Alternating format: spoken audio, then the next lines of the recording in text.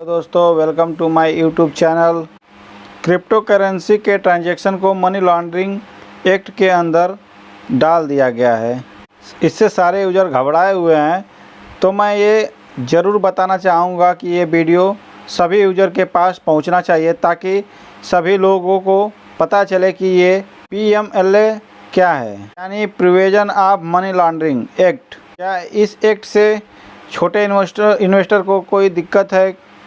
लोग इसको समझने के बजाय घबराए हुए हैं कि क्रिप्टो मार्केट में ये लोचा एक नया क्या है। आइए इसको समझते हैं कि ये PMLA एक्ट क्या है। किसी भी कंट्री की गवर्नमेंट ये नहीं चाहती है कि देश में मनी लॉन्ड्रिंग बहुत ज़्यादा बढ़े। इस सब को रोकने के लिए गवर्नमेंट ने एक एक्ट बनाया जिसे उन्होंने नाम दिया PMLA act, prevention of money laundering. इस सब को रोकने के लिए गवर्नमेंट जिस सेक्टर से ज़्यादा खतरा होता है उसे PMLA एक्ट के अंदर डाल देती है।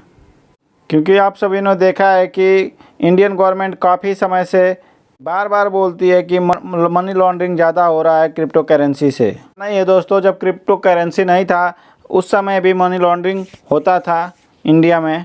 वे इसी चीज़ों को रोकने के लिए क्रिप्टो करेंसी को PMLA के अंदर डाला गया है।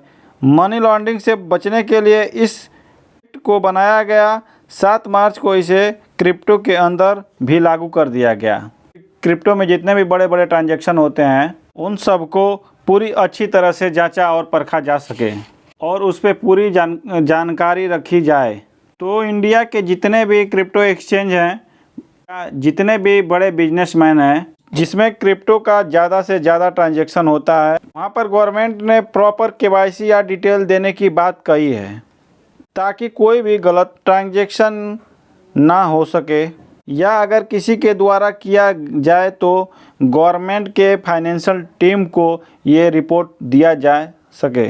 जैसे किसी ए बंदे ने किसी बी बंदे को कितना क्रिप्टो एसेट ट्रांसफ़र किया, ये ट्रैक किया जा सके ताकि आगे कोई परेशानियां न हो।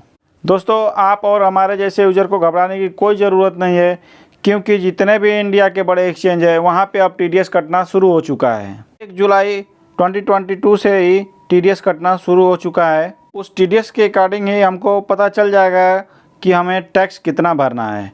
अगर आप लोग प्रॉपर टैक्स भरते हैं तो आप लोगों को कोई दिक्कत नहीं होगी। अगर आप ITR भरने जा रहे हैं तो सामने दिखेगा कि आपका टोटल TDS कितना कटा है। अगर आपको दिखता है कि हमारा TDS 600 रुपया कटा हुआ है अगर प्रॉफिट में, तो 400 रुपया और देकर अपना TDS भरा जा सकता है। इसके बाद आपका काम वहाँ से ख़त्म हो जाएगा। उसी प्रकार अगर आपका TDS टैक्स से ज़्यादा कटा है तो गवर्नमेंट उसे आपको वापस कर देगी। बस इतना ही करना है दोस्तों हम लोगों को। इसके बाद हम लोगों का काम वहाँ से ख़त्म हो जाएगा और हम लोग पे कोई प्रॉब्लम नहीं आएगी। आगे हम अपना ट्रेड कंटिन्यू कर सकते हैं, उससे कोई प्रॉब्लम नहीं आने वाली है। इंडियन गवर्नमेंट ये नहीं चाहती है कि कोई यूज़र को बड़े लफड़े में पड़ना पड़े या कोई परेशानी हो। ये यूज़र जितने भी हम रिटेल यूज़र हैं उसे घबराने की कोई ज़रूरत नहीं है। जैसा कि आपने देखा है ED के इशू हुए हैं कुछ इंडियन एक्सचेंजों के साथ। तो दोस्तों, आपको घबराने की कोई ज़रूरत नहीं है। आपको लगता है कि कोई टॉपिक छूट गया है तो प्लीज़ आप कमेंट करके मुझे बताएं ताकि उस पर मैं उत्तर दे सकूं। फ्लोकी इनू ने एक ट्वीट किया है, उसमें एक इमेज शेयर किया है। इस इमेज पे बाइनेंस से मिलता जुलता साइन है। इस साइन को देखकर तो यही दोस्तों लग रहा है कि ये अब बाइनेंस पे लिस्ट होने वाला है। मैं तो यही गेस कर पा रहा हूँ इस समय। ये अब तो पूरी तरह से हमारा समझ में नहीं आ रहा है। चलिए आगे देखते हैं क्या होता है। ये बैग खुलता है तो इसमें से क्या निकलता है।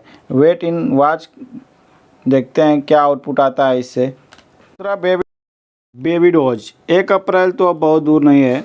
1 अप्रैल को इनका मंथली बर्निंग होगा और देखते हैं कि इनके बर्न पोर्टल पर कितना कम्युनिटी के द्वारा बर्न हुआ। उसके बदले बेबी डॉज की टीम 1 के बदले 5 टोकन बर्न करेगी। ये हिसाब लगाया जाएगा कि पूरे मंथ में कितनी कम्युनिटी के द्वारा बर्न हुआ। उसके हिसाब से 5 गुना, यानी 1 कम्युनिटी और 5 टीम की तरफ से टोटल मिलाकर 6 टोकन बर्न किए जाएंगे। इसी तरह से चलिए देखते हैं कि कितने टोकन कम्युनिटी ने बर्न किया है इस महीने में। अब यहाँ डिपेंड करता है कि बेबी डॉज का जो भी बर्न पोर्टल है, इस सक्सेस हम लोगों के ऊपर ही है। हम लोग मिलकर बर्न करेंगे, उसी के हिसाब से बेबी डॉज की टीम भी बर्न करेगी।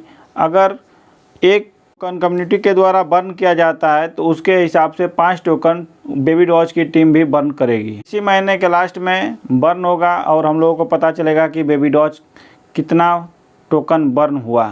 चलिए मार्केट अपडेट ले लेते हैं दोस्तों। बिटकॉइन की प्राइस अभी 27,600 के आसपास ट्रेड कर रहा है। अभी BTC में कोई मूवमेंट नहीं है, क्योंकि कल का बाइनेंस का बग के कारण और आज और कल वीकेंड होने के कारण में कोई मूवमेंट देखने को नहीं है। जब मंडे को मार्केट एक बार ओपन हो, इसके बाद देखा जाए कि मार्केट नीचे जाता है या ऊपर जाता है, या फिर कोई न्यूज आ जाए तो मार्केट ऊपर जा सकता है या नीचे भी आ सकता है। अभी तक ये साइडवेज ही रहेगा कुछ दिनों तक। धन्यवाद। प्लीज़ चैनल को लाइक करिए, शेयर कीजिए, सब्सक्राइब करिए।